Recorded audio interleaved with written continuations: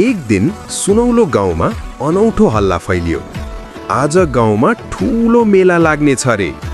बिहानैदेखि गाउँभरि चहल पहल सुरु भयो।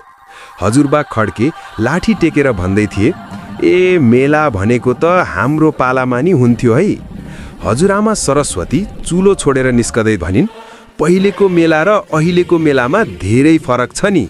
त्यतिखेर रामे, श्यामे र घ्यामे तीनैजना साथीहरू चिच्याउँदै आए, आज त मम खाने दिन हो। स्कुलका मास्टर साहेब आफ्ना विद्यार्थीहरूलाई लाइनमा राख्दै कराइरहेका थिए, ढक्का मुक्की नगर। उता भोटे दाई चाउमिनको ठेलामा कराउँदै थिए, तातो तातो चाउमिन। सुनिता दिदी र मीना सेल्फी खिच्दै भन्दै थिए, यो फोटो फेसबुकमा हाल्छु है। त्यसै बेला माइक समातेको आयोजकले घोषणा गर्यो, अबदेखि नाचगान सुरु हुन्छ।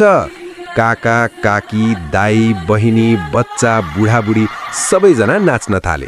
कुनै ताल मिलेन, तर हाँसो चाहिँ सबैको मिल्यो। अचानक बाख्रो स्टेजमा चढ्यो। मान्छेहरू हाँस्दै कराए, यो त मेलाको हिरो भयो। साँझ पर्दा सबै थाकेका थिए, तर खुसी थिए। हजुरबाले भने, धेरै मान्छे हुँदा झन्झट हुन्छ, तर रमाइलो पनि त्यही हुन्छ। त्यो दिन गाउँलेहरूले बुझ्न सके, खुसी मान्छे धेरै हुँदा अझै बढ्दो रहेछ।